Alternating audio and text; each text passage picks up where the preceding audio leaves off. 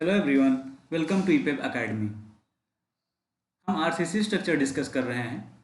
इस वीडियो में हम डिस्कस करेंगे step for design of shear reinforcement. Means कर्तन या अपरूपण प्रबलन के लिए बीम को डिजाइन करने के लिए हमें कौन कौन से स्टेप को फॉलो करना होगा। जिन लोगों ने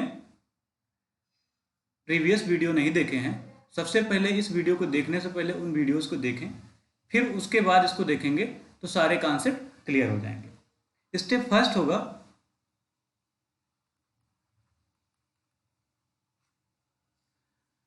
स्टेप फर्स्ट पर हम डिटरमिन करेंगे डिटरमिन द फैक्टर और डिजाइन शियर फोर्स,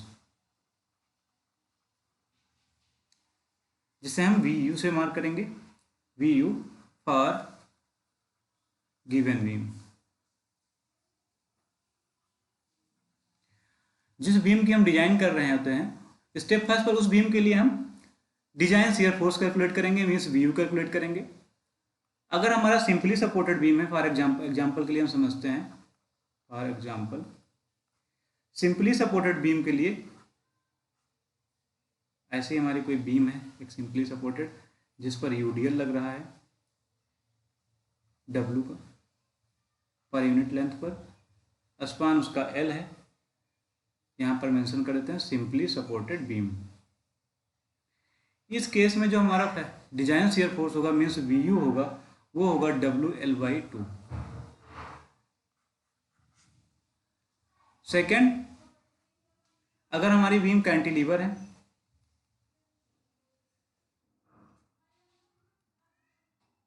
उस केस में अगर यूडीएल कैंटिलीवर बीम पर आ रहा है डब्ल्यू का, तो वहाँ के लिए जो वी यू की वैल्यू होगी, मीन्स हमारा डिजाइन शियर फोर्स होगा, वो होगा WL।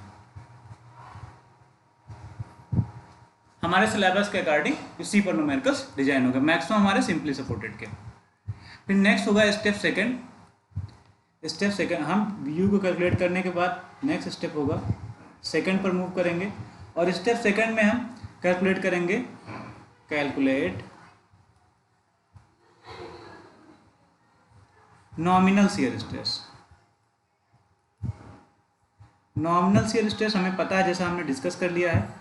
नॉमिनल शियर स्ट्रेस को हम डिनोट करते हैं टाउ बी से। टाउ बी इक्वल टू होता है tau b V U divide by b d. फिर उसके बाद नेक्स्ट स्टेप पर हम मूव करेंगे, स्टेप थर्ड। स्टेप थर्ड पर हम कैलकुलेट करेंगे calculate design shear strength of concrete. Step third पर डिजाइन शियर स्ट्रेंथ हम कैलकुलेट करेंगे कंक्रीट की, जिसे हम टाउ सी से मार्क करते हैं। टाउ सी की वैल्यू हमें पता है, कैलकुलेट करने के लिए हम क्या करते हैं, टाउ सी जो है डिपेंड्स करता है, डिपेंड्स, एक तो डिपेंड करेगा ग्रेड ऑफ कंक्रीट पर, grade of concrete, and percentage of steel,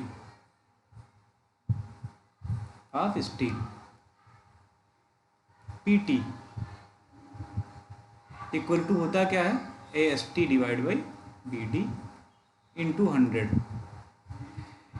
इन दोनों वैल्यूज का यूज करके हम यूज करेंगे IS कोड का, और वहाँ पर टेबल नंबर 19 से हम टाउ सी की वैल्यू फाइंड कर लेंगे। From IS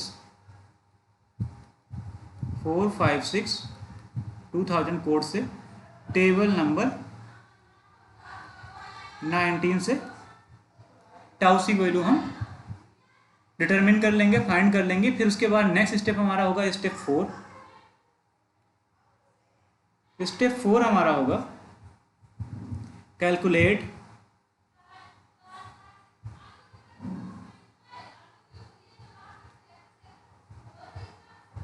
maximum design shear strength. Maximum design shear strength को हम डिनोट करते हैं tau c max. Tau c max. Tau c max की वैल्यू कैलकुलेट करने के लिए हम क्या करेंगे, टाउ सी मैक्स की वैल्यू को भी हम आईएस कोड से ही कैलकुलेट करेंगे। फ्रॉम आईएस कोड, आईएस हमारा कौन सा, आईएस 456/2000 से टेबल नंबर 20 से इसकी वैल्यू को हम कैलकुलेट कर लेंगे। Table number 20। ये किस पर डिपेंड करेगा, ये भी डिपेंड करेगा ग्रेड ऑफ कंक्रीट पर डिपेंड करेगा। लिख देते हैं यहाँ पर डिपेंड्स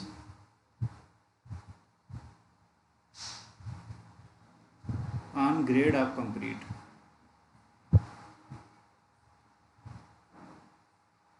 फिर उसके बाद नेक्स्ट स्टेप होगा, स्टेप नंबर 5 होगा हमारा, स्टेप 5। स्टेप 5 में हम क्या करेंगे, जो हमारी वैल्यू अभी तक कैलकुलेट हो गई, हमने क्या किया, स्टेप फर्स्ट में वी यू की वैल्यू कैलकुलेट किया, वी यू। स्टेप सेकंड में हमने क्या किया, वी यू के जस्ट बाद हमने टाउ वी की वैल्यू कैलकुलेट किया, टाउ वी के बाद हमने टाउ सी की वैल्यू कैलकुलेट किया, फिर फोर्थ में हमने टाउ सी मैक्स की कैलकुलेट किया। अब हमारा फिफ्थ स्टेप जो है, फिफ्थ स्टेप में हम इन सभी वैल्यू को कंपेरिजन करेंगे, इनका सेकंड थर्ड और फोर्थ स्टेप में जो हमने अटेंड किया है। तो इसको हम यहाँ से हटाते हैं और यहाँ पर लिखेंगे compare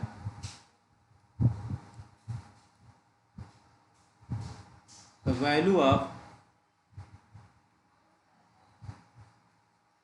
tau v, tau c and tau c max. इन वैल्यूज को हमें कंपेयर करना होगा स्टेप 5 में। अब जब कंपेयर करेंगे, जो हमारा केस फर्स्ट होगा, सपोज करते हैं हम केस फर्स्ट में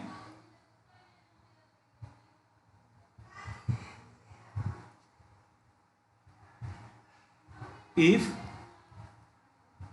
tau we is less than tau C, तो इस केस के लिए क्या करेंगे, नॉमिनल और minimum shear reinforcement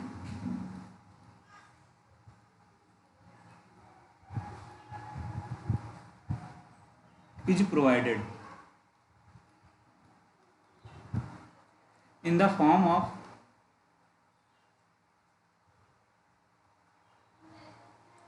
vertical stirrups।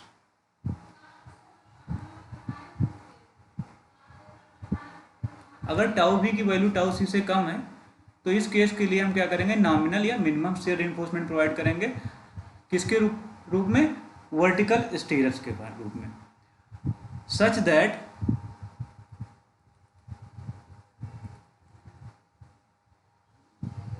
Nominal stress को हम नॉमिनल शियर रीइंफोर्समेंट को वर्टिकल स्टीरअप के फॉर्म में प्रोवाइड करेंगे। और ऐसा होगा कि कंडीशन को जो सेटिस्फाई करेगा वो कंडीशन होगा A S B divide by B into S V greater than और equal to 0.4 divide by 0.87 FY।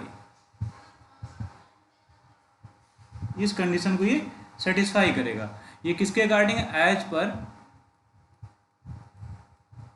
IS 456/2000 हमारे कोड के अकॉर्डिंग है कि मिनिमम रीइंफोर्समेंट प्रोवाइड करेंगे तो इस कंडीशन को वो सेटिस्फाई करें। और यहाँ से हम स्पेसिंग की वैल्यू कैलकुलेट कर लेंगे और रीइंफोर्समेंट वर्टिकल स्टीरप्स को प्रोवाइड कर देंगे। फिर नेक्स्ट केस अगर हम कंपेयर करेंगे, सपोज करते हैं केस सेकंड हमारा है,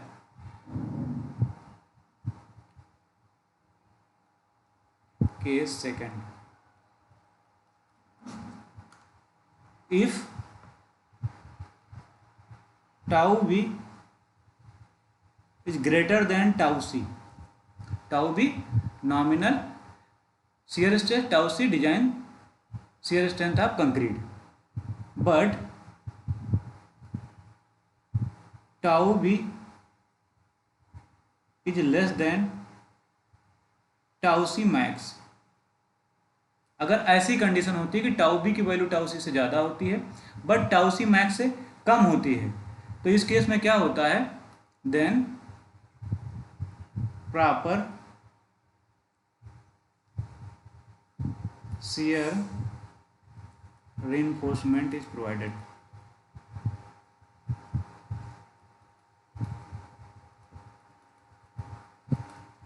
इस केस में प्रॉपर shear reinforcement प्रोवाइड किया जाता है। प्रॉपर shear reinforcement प्रोवाइड करेंगे तो लिखेंगे यहां पर for proper shear reinforcement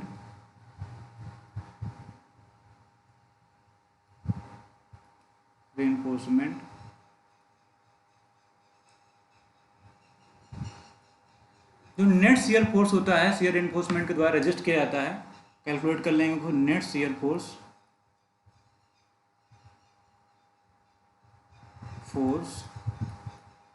रजिस्टेड bye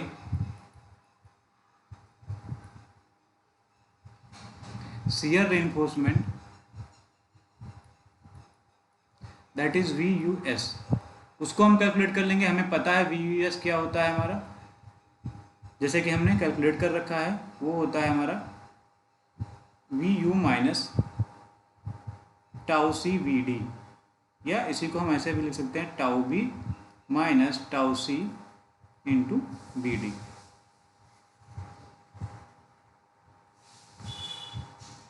और यहाँ पर हम याद रखेंगे जब प्रॉपर शियर एनफोर्समेंट प्रोवाइड करेंगे तो हमें पता होना चाहिए कि शियर एनफोर्समेंट किस किस फॉर्म में प्रोवाइड करते हैं। तो यहाँ पर लिखेंगे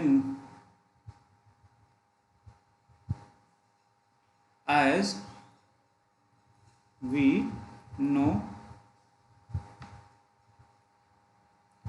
shear reinforcement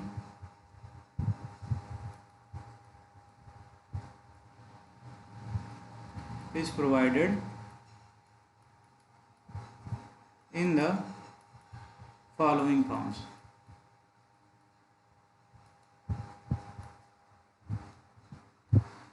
कौन कौन से फॉर्म में, फर्स्ट हमारा होगा वर्टिकल स्टीरप्स प्रोवाइड करते हैं, first vertical stirrups, second inclined bar और बेंट अप बार्स।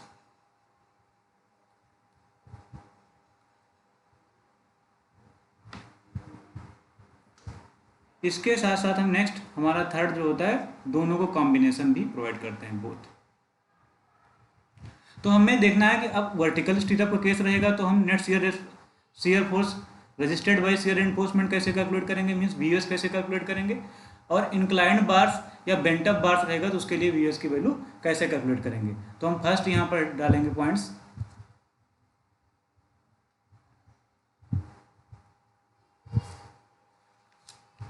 यहाँ पर हेडिंग डालेंगे VUS फॉर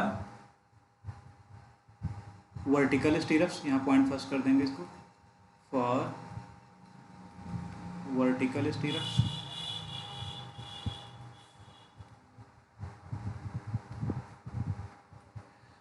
वर्टिकल स्टीरप्स के केस में VUS की वैल्यू कैसे कैलकुलेट करेंगे, उसके लिए हमें पता है जैसा कि हमने डिस्कस किया है VUS की जो वैल्यू होती है VUS, ये हमारे अकॉर्डिंग टू कोड सारी वैल्यू हैं, VUS equal to sigma SB into ASB into D divide by SB according to IS 456/2000। यहाँ से अगर हमें SB की वैल्यू कैलकुलेट करना होगा तो हम SB की वैल्यू कैलकुलेट कर लेंगे। SB की वैल्यू कैलकुलेट करने के लिए क्या करेंगे, SB इक्वल टू होगा sigma SB into ASB into D divide by VUS। फिर उसके बाद सेकेंड पोर्शन हमारा होगा, सेकेंड पॉइंट इसमें होगा स्टेप 5 में inclined bar VUS for inclined bar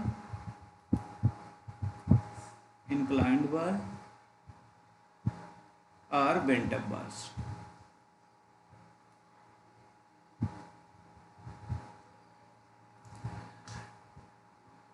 VUS की वैल्यू इंक्लाइंड बार या बेंट अप बार के केस में कैलकुलेट करने के लिए यहाँ पर दो केसेस होंगे हमारे। केस फर्स्ट होगा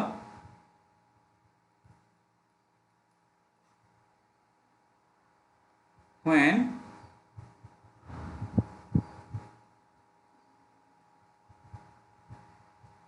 inclined stirrups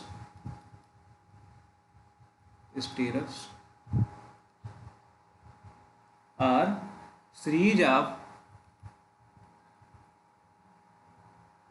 bar bent up at different cross section।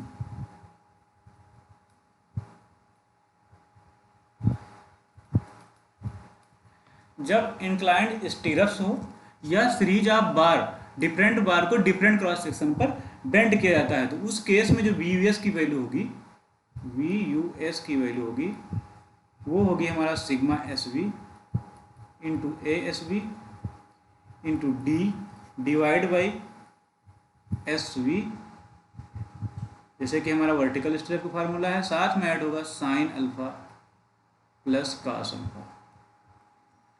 तो ये हमारा फार्मूला हो जाएगा केस फर्स्ट के लिए। सारे नोटेशन हमें पता है, हमने प्रीवियस वीडियो में डिस्कस किया। सिग्मा SV क्या है, shear strength of reinforcement, ASV area of stirrups, D effective depth spacing of stirrups, alpha क्या होगा, एंगल होगा जो कितने एंगल पर हमारी बार इंक्लाइन करती है फ्रॉम द सरफेस। फिर केस सेकेंड,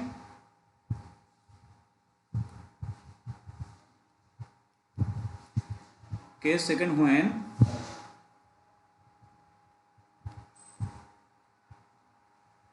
सिंगल बार और single group of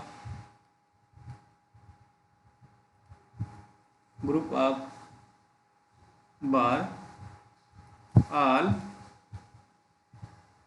bent up at the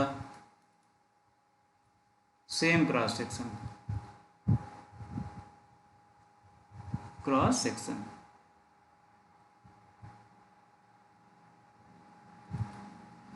जब कोई एक बार मीन्स छड़ या ग्रुप ऑफ बार सभी को पर्टिकुलर एक सेक्शन पर बेंड किया जाता है, तो उस केस में VUS का फार्मूला क्या होता है, वो होगा हमारा VUS इक्वल टू VUS, ये सारी वैल्यू हमारे कोड के अकॉर्डिंग है, sigma SV into ASV into sine alpha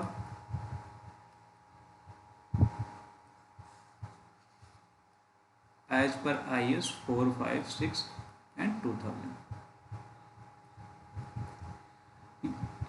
ये भी हमारे कोड के अकॉर्डिंग ही है, IS 456 2000। हमने डिस्कस भी किया है इसके बारे में प्रीवियस वीडियो में। और यहाँ से अगर हमें स्पेसिंग की कैलकुलेशन करना होगा तो SV को भी हम कैलकुलेट कर सकते हैं। यहाँ पर लिख लेते हैं for spacing SV equal to हो जाएगा sigma SV into ASV into D divide by VUS into sine alpha plus cos alpha. तो इसको भी हम कैलकुलेट कर लेंगे। केस सेकंड के लिए हम केस सेकंड डिस्कस कर रहे हैं, वहाँ पर VUS का फार्मूला जो होगा sigma SV into ASV into sine alpha according to code होगा हमारे। और यहाँ पर हम ध्यान रखेंगे for in the case of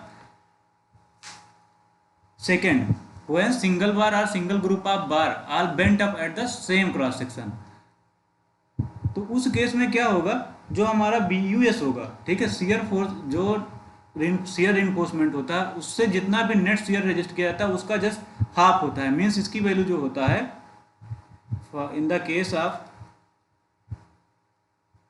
of bent up bar, case second के लिए net shear force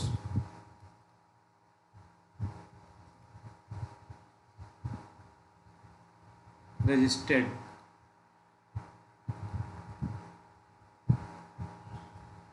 less than or equal to V U S divide by 2।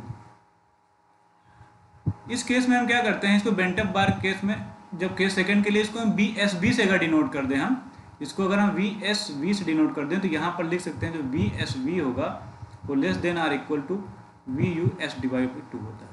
और वी यू एस क्या होगा, net shear force resisted by shear reinforcement. यहाँ पर language में लिख सकते हैं net shear force, shear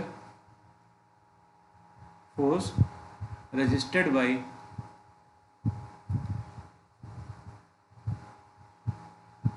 shear reinforcement. तो हमें याद रखना है in the case of bent up bar, जो केस ये सेकंड है, उस केस में net shear force resisted bye bent up bar, यहां लिख देंगे by bent up bar is less than or equal to, या इसको कहते हैं not greater than V U S by 2, जहां पर वी यू एस क्या है, net shear force resisted by shear reinforcement. तो उसका जस्ट हाफ से कम होगा या बराबर होगा। फिर उसके बाद नेक्स्ट हम देखेंगे स्टेप हमारा 6 होगा, स्टेप 6 बेंटअप के केस में। यहाँ पर इसको बी एस बी मेंशन कर सकते हैं, तो हमें थोड़ा समझने में आसानी हो सकती है, अदरवाइज लैंग्वेज में हम याद रखेंगे। स्टेप 6 होगा हमारा check for spacing, check for spacing. हमने कैलकुलेशन कर रखा ऊपर स्पेसिंग की भी और वी यू एस की भी। तो अब स्टेप 6 में हम क्या करेंगे, स्पेसिंग को चेक करेंगे। तो किसके किसके लिए चेक करेंगे, फर्स्ट हम चेक करेंगे फॉर वर्टिकल स्टीरअप्स,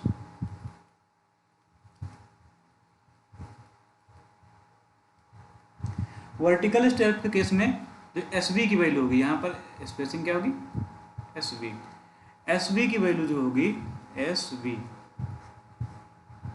उसको हम चेक करेंगे 0.75 डी होगी और 300 mm।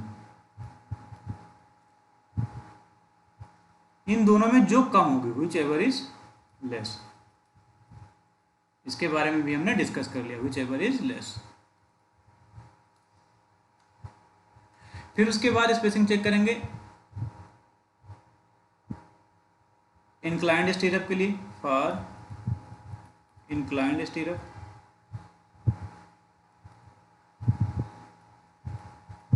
इसको हम 2 करते हैं,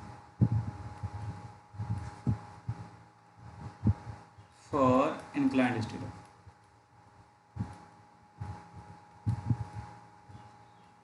स्टीरअप्स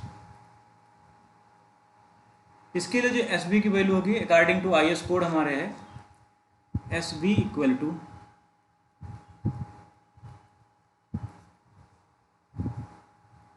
डी और 300 mm। फिर दोनों को देखेंगे, इन दोनों में जो कम होगा विच एवर इज लेस, ये मैक्सिमम वैल्यू ऑफ स्पेसिंग होगी फॉर शियर रिइंफोर्समेंट। फिर उसके बाद हमारा नेक्स्ट स्टेप होगा और लास्ट स्टेप होगा step number 7,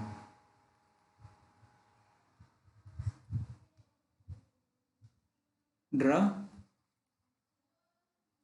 figure of the beam with details of shear reinforcement।